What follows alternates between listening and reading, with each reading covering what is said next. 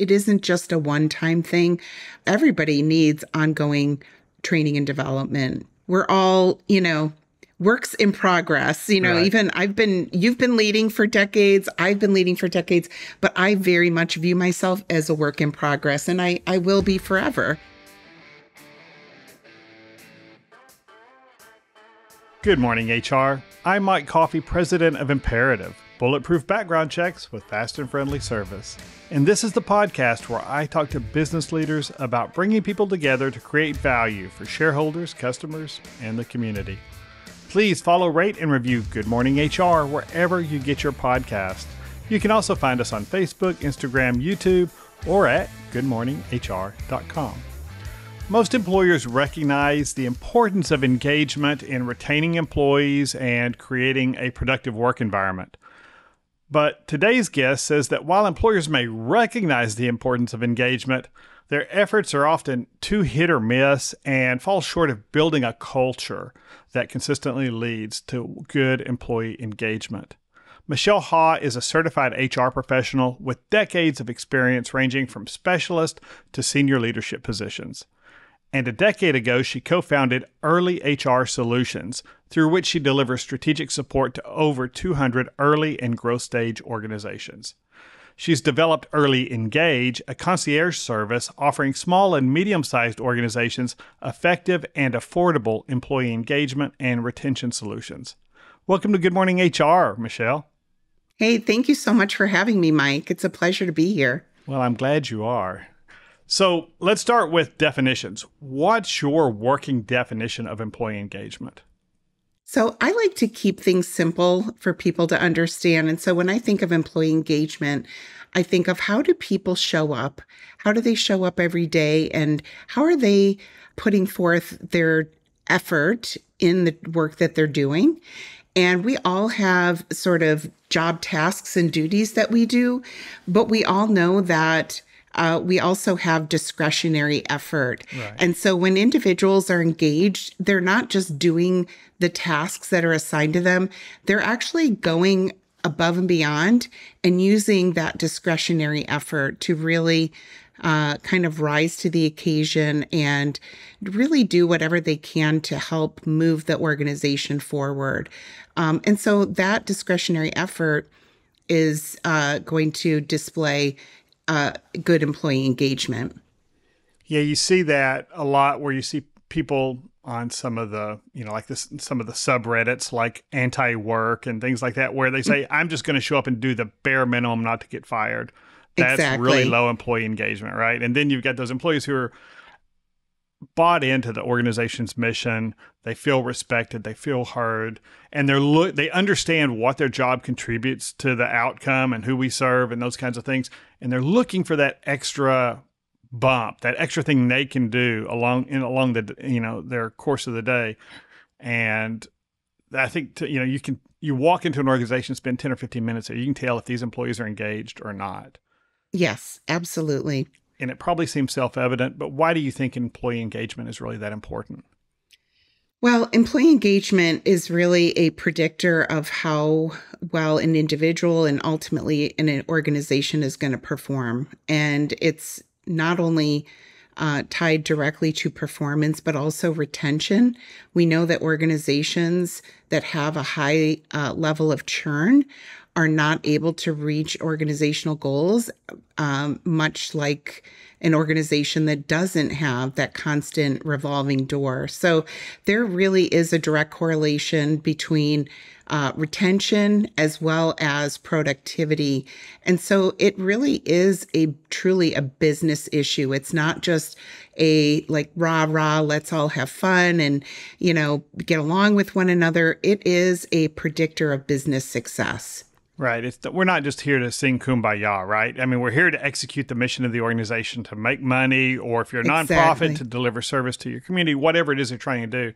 And if you're constantly in training mode, if you've got that turnover, you're losing your institutional knowledge, and you're constantly having to train people, you just aren't going to be as effective if your other employees are having to pick up the slack and they're getting the work, all this extra work and the burnout, then they're going to leave and you're just going to be in that constant cycle. So getting people who care about to the point where they understand and care about the mission of the organization, who they serve. I'm always talking about who we serve because I think that's one of the most important things for a business to realize. And I think a lot of employees don't get that.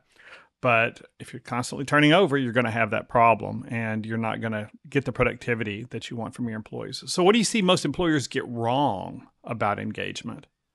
So what I see is companies that have good intentions and they want to do the right thing, but often their strategy is not effective in that it may not have a consistent framework.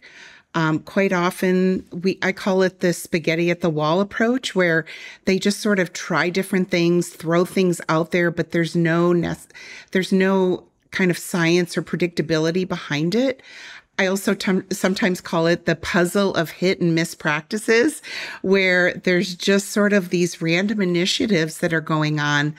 But they're not using data to understand kind of where the issues lie, and they're not developing a very holistic or consistent process to really understand how it's going to add value in the organization.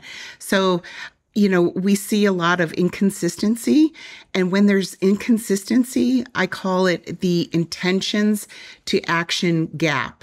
So the intentions are good, but the actions just don't always align, and there creates a gap. So, companies may declare their commitment to having a positive culture, like we care, maybe they have a meeting and they really kind of, share how important their culture is, but then they struggle to translate those intentions into meaningful actions. So then what happens is what's promised versus what's practiced, it's not aligned. And then the result is a lack of trust, a lack of commitment, and then ultimately a lack of employee engagement. Yeah, and I'm sure you've seen it.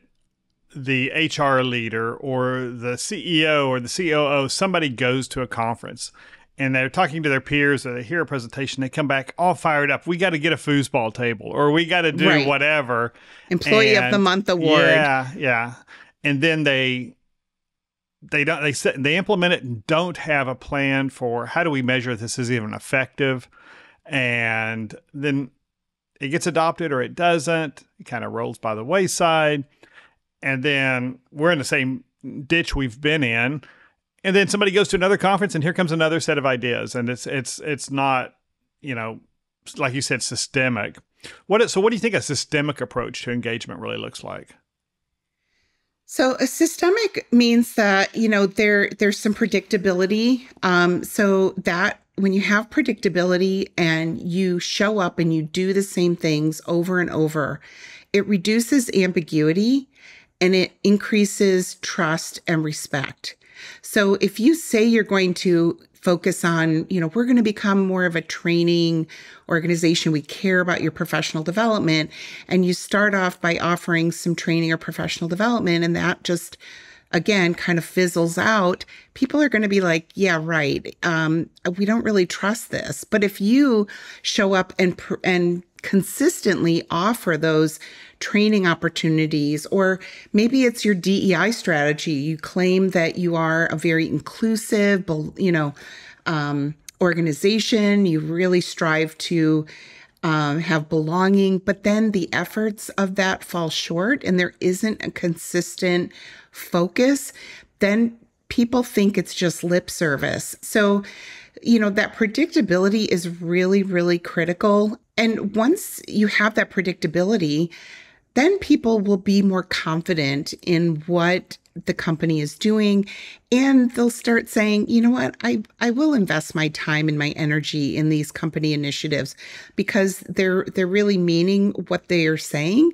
And the likelihood of their engagement, of contributing, and a commitment for the long haul will be there. But you kind of have to show up, and it's kind of like parenting, where you kind of have to say the same thing over and over. And initially you're going to get that, there might not be that buy-in, but eventually people, if it's parenting your kids, get it. Like, oh, they really do mean what they say because they're doing it on a consistent basis. So, yeah, I think there's that tendency to roll your eyes. Here it comes. Here comes another initiative. And yes. you've got to pound on it and keep going over and over and over time. And it is so critical. Like, especially if you say we're going to build an empathetic environment, or we're going to build an inclusive environment that not just for the sake of being warm and fuzzy, but because we really do believe that if our employees can live their lives with some and have the flexibility to live their lives and still show up and do their jobs, that's going to build an environment that is really, build success. Then the top leadership has to do it. And I see in a lot of organizations where the HR is driving this, or maybe a division head and one of the silos is really driving it. But when it's not seen from the very top of leadership, and so when your CEO, your COO begins to, say, hey, we've got, when employees are sick, they're calling in sick too much. We need to crack down. You need to, sometimes you have to play injured and things like that. Then employees know, okay, well, at the very top, they don't really care about this. And I may be a little insulated, but I'm not going to commit to this company because of it. Right. And all of that builds into culture. And I guess every organization, whether it's intentional or not, has a culture, right? And when we're really consistent, that starts to change behavior, right? And that's what drives culture. Absolutely. And leadership behaviors is really where things start. So you could have an HR department or a culture team within your organization that is has all these great programs and initiatives. But if there's toxicity or a lack of trust with your senior most leaders, those efforts are going to fall flat. And so that's why one of the things that we really are big proponents of is to do an employee engagement survey on a regular basis and to be transparent with the results and the findings and to own those results. And, if they're not great, still have ownership and say, you know what, they're not great, but you know what? We're going to do what we can to move it forward. And it's not going to happen overnight, but we're committed to this. And so just having that transparency and that accountability can really do wonders for, really getting people to have that buy-in and start developing that trust if it's not already there. So you mentioned employee engagement surveys, and that's something I've really been interested in. We do them regularly at my firm. What do you like to see in an employee engagement survey? We always include an NPS score. Would you recommend this place to your colleagues and people you care about? But then we ask other questions. What kind of things do you like to see in an engagement score? So we are actually certified administrators of a survey that we really love. It's called, the company is called Spark, and the survey is actually called #BeHeard, so that employees are heard. And what we love about that survey is, first and foremost, it is IO certified. So an industrial and organizational psychologist has validated this survey, and it has been tested for validity. So it's going to give us it's going to measure what we think it's going to measure, and it's not just a Google form that the HR department put together. No fault of people that have good intentions and do that, but it's important to have a valid study, I believe. And number two is, what we love about Spark is it is completely confidential, and it's run by a third party. So that's why we are certified to administer the surveys. And there's many other people that have gone through that certification process, but it allows us to administer the survey. And truly, once we upload the data, even us as an administrator, I cannot see what Susie Smith said or Tim Jones. Everything is confidential. Now, we can run reports on demographics, like what does the marketing department think? How does finance compare to operations? But if there is not at least 5 people in that demographic group, it will not disclose the data for that group, again, because of the confidentiality. And the reason we think confidentiality is so important is, again, it's going to increase the validity of the results. If people are worried about thinking, what they're saying and, is this going to be tied back to them, the chances of them being really, really candid are going to be much less than if you have a service like Spark that offers a tool that's completely confidential. So we use that regularly. I actually just met with a client this morning. We're launching one on Wednesday for them. We did one a year ago. And what's helpful too is because it's got that validity, we're going to be able to look at the results from last year and compare them to where they are this year. And, we're real excited to see, have they moved the needle from last year when they, got some, okay results, but definitely had some room for improvement. What in an employee engagement survey, what's a good response rate? Because I've seen employers really hammer to get 100%, and that really kind of concerns me sometimes, that if employees have to go through, if you have to really beat them down to tell you that they're happy at work, even if they tell you they're happy at work, it may not be the case. So what do you think a good response rate is for that? So typically, I would like to see at least 85 or more % of people participating. I think if it's less, I do worry that there are some outliers that may have some, they could be just sort of middle of the road. What I worry is, are those disengaged people? Are we not hearing from them? And so I feel like if you get at least 85%, you really have a decent pool of individuals. I do know some companies, in fact, this company that we are launching the survey for Wednesday, they did like a contest about getting an extra day of PTO. And I will tell you, they said if they get I forget if it was a 95% or higher, everybody got an extra day of PTO. And boy, I think we had like 99%. Participation. So sometimes those incentives do work, but I would say, like I said, 85 or above, I'm usually pretty happy with. And how often do you think you need to administer those? I mean, this client you just used an example, did it a year ago and they're doing it again. Is once a year enough, or do we need to trend it on shorter intervals? So some people like to do them twice a year. What we don't want is, survey fatigue. Right. But the nice thing about the Spark survey is it's pretty fast and easy. It takes about 10 minutes to complete. So I would say, it really depends on the organization. Let's say you're an organization that's pretty stable. You have a high engagement rate and, you don't have a lot of turnover. You don't have turnover in your leadership. I would say once a year is probably going to be just fine. But for organizations that are going through rapid growth, rapid change, maybe they've just gone through an acquisition or they've had a change in leadership, I would say doing something more frequently would benefit that organization, just because you've got to keep a pulse on how things are going. Now, some of our clients also do pulse surveys. In fact, one of the software applications that we use internally and some of our clients use is called 15.5, and it sends out a pulse survey once a week. And It's literally one question, Mike. It says, how are you feeling this week at work? And you say it's 1 to 5, and that's it. It's like within a nanosecond, you can click, how you're feeling. And that's just another way of just checking in.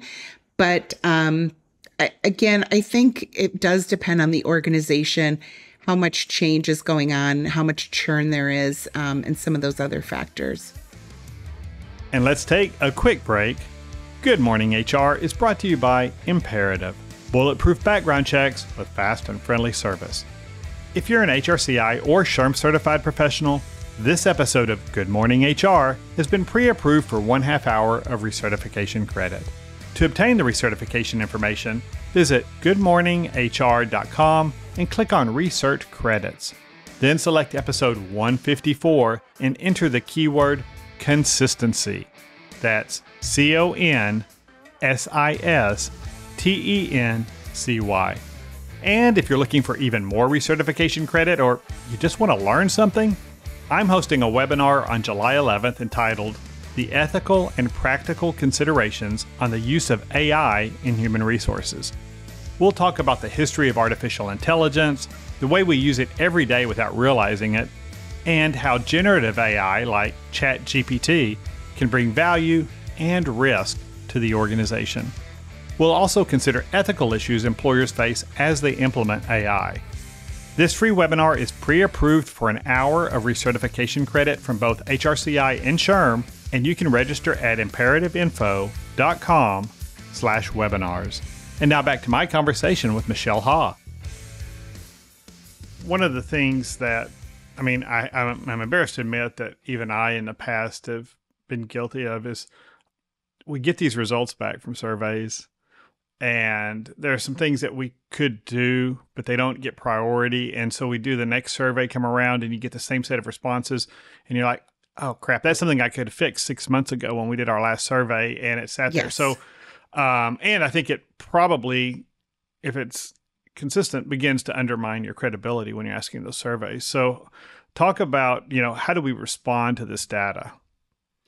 So one of the things that we do is we put together an action plan. So first of all, we encourage the company that they've got to share the results. So, and again, you don't have to go into every little detail or every little comment, but what we do is we identify what are the top 5 strengths that the organization has, and then what are the top 5 areas of opportunity that they have. And we share those very candidly with the organization. And then we have an action plan. Now, one of the things that we typically do as part of that action plan is we usually host focus groups, because there's usually something in the survey that we might need more information on. And that allows us to dig in a little deeper to better understand why a particular area got rated low. We never want to make an assumption, because if you make an assumption and you fix something that doesn't need to be fixed, or you fix the wrong thing, again, that's where that intentions are really good, but the actions aren't aligned, and that's where that misalignment comes. So we love doing a couple focus groups. It allows us to dig in deeper, to ask some questions, to really understand what was meant by that score, whatever that may be, whether it's on, I know sometimes we've seen results.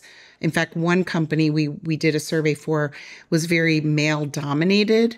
It was a tech company and there was very few women. Well, the women, when we narrowed down on the demographics, we saw that they ranked psychological safety very low, where the men in the organization ranked very high. And so that caused us to pull a focus group of the women together to really understand what it was that was causing that low psychological safety, because that was a significant issue that needed to be addressed, but we didn't really know what the root cause was and how to go about best fixing it. And so you encourage a pretty high level of transparency with what the results were, even if it might be embarrassing for leadership to say this is where we are, but to get our current state. And so everybody recognizes this is where we are. And then management and leadership needs to communicate, I guess, where we want to go. Yes. Yes. And to have that ongoing feedback of like, okay, we did the focus groups. Here's what we learned in the focus groups. Here's what we're going to be doing going forward. Now, we never recommend, like, let's say, the entire organization had pretty good scores, but like the marketing department had really, really low scores. We're not going to necessarily expect that that gets shared transparently with the entire organization. We're not trying to set anyone up for embarrassment or shame or what have you, but what we want to do is have that accountability, and having a level of transparency really drives that accountability. I think the worst thing you can do is to do a survey, not share the results, not follow up on the action items, because that's where the distrust is going to be, come from.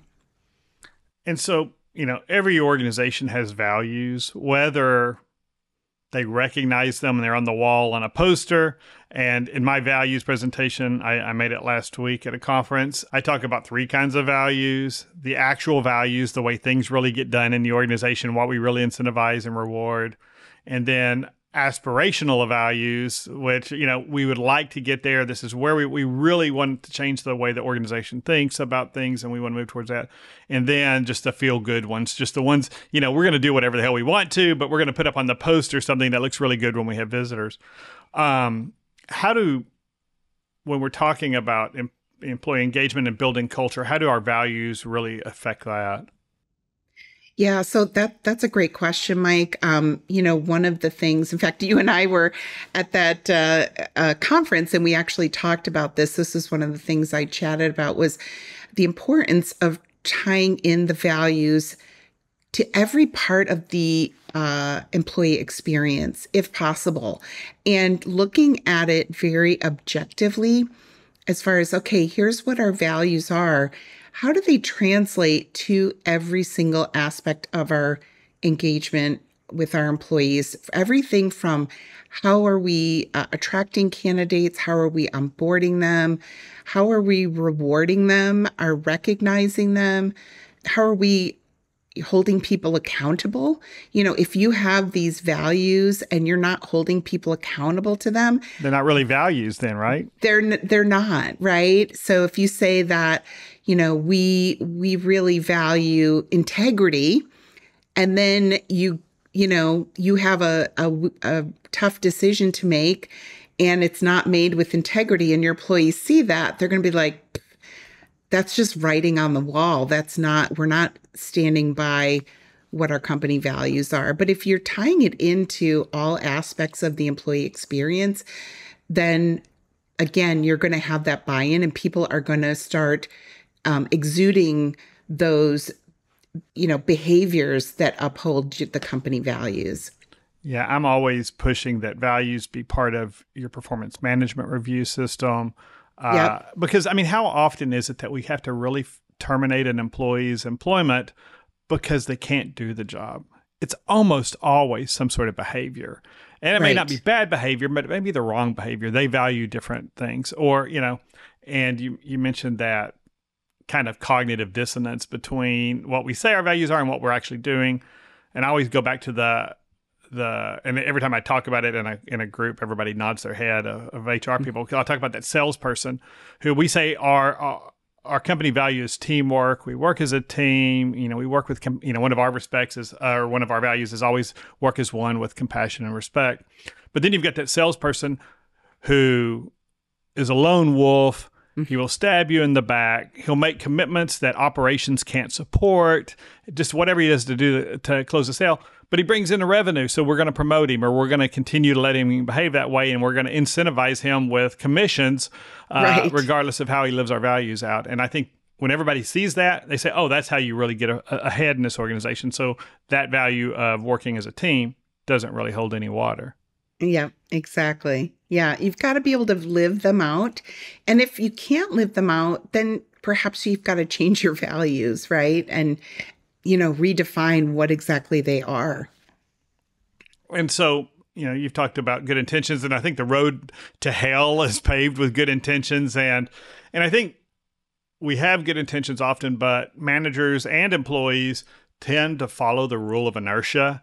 What we've been doing, at the same speed is what we're going to do in the future, unless we really have an incentive to change. So as we wrap up, how do you change leadership behavior? Because I think that's the most important, because I think employees will follow that. But how do you change that leadership behavior over time?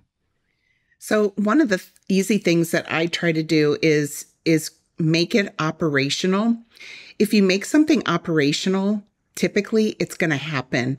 So if you say you're going to do something and you plan it and it's on the calendar, then guess what? You're going to do it.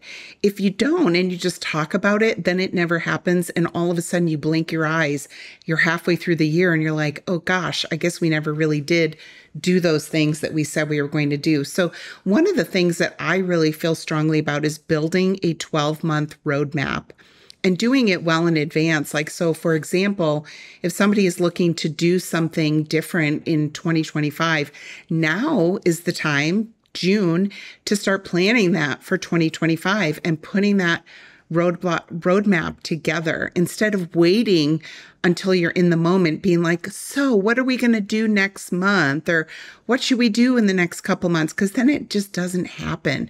But if you always are planning well in advance, then chances are things are going to happen. But from a behavior standpoint, I also think it's so critical that, managers are not born leaders and they need support and they need training. And so we are very, very big proponents of giving leaders not just a one-time course, because, the retention of information is very short, but it's got to be ongoing and they need that ongoing support. And so that's why, with our early engaged service, that's one of the strong services that we aspire to provide is that ongoing training and development, because it isn't just a one-time thing. Leaders, everybody needs ongoing training and development. We're all, works in progress. Right. Even you've been leading for decades, I've been leading for decades, but I very much view myself as a work in progress, and I will be forever, because people change, organizations change, we change. There's just always things to, improve and develop on. And I think, that's almost a drinking game on this podcast. It comes up almost every conversation that somebody's really good as accountant or as an accounts receivable. So we'll make them the leader over the accounts receivable organization. And we just throw them in there, assuming they're going to know how to manage people and lead people. And those are completely different skill sets. And it doesn't matter if it's accounting, IT, operations, whatever it is, even HR, and people think, well, HR people, they know how to do, they don't know. HR people don't know, they got into HR because they like people.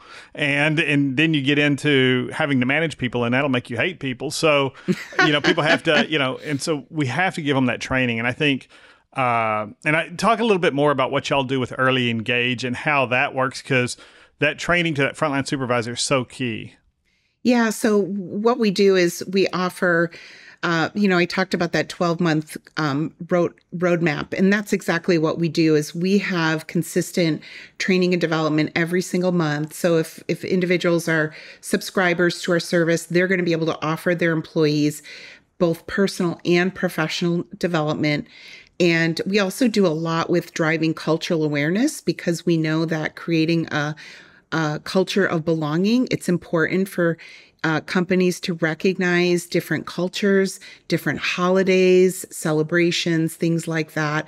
And we also know that small companies just don't have the bandwidth, and sometimes they don't have the know-how, and they usually don't have the budget to be able to focus internally on all of those things. And so that's why we provide those to those small companies so that they can have a look and feel like a bigger company with the focus on those initiatives. And then we also support organizations with those employee engagement surveys and also some customized content when they, if they are looking for kind of more of a customized training solution and development solution. And one other thing you mentioned strategic planning and having a strategy. And I think that's one of the mistakes a lot of us make and business owners make, even as we're talking about the strategy for the coming year. We get together, we look at our year-end review, and in this 1-2-day strategy session, we're going to make a whole plan for the whole year. And it's half-baked often. We set our goals, and then 3 months in, we're like, yeah, that really wasn't the right goal for the year. And so I love what you said about now is, we're in June, July, and we're looking forward to the coming year. We're 6 months into this year. What's working, what's not?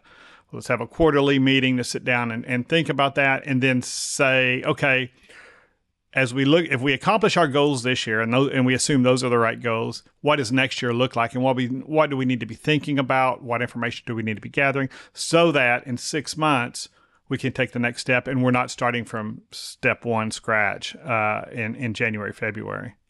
Yeah, exactly. I mean, let's say you just say, you know what, in 2025, we're going to do an employee engagement survey and we're going to do it in April. Boom.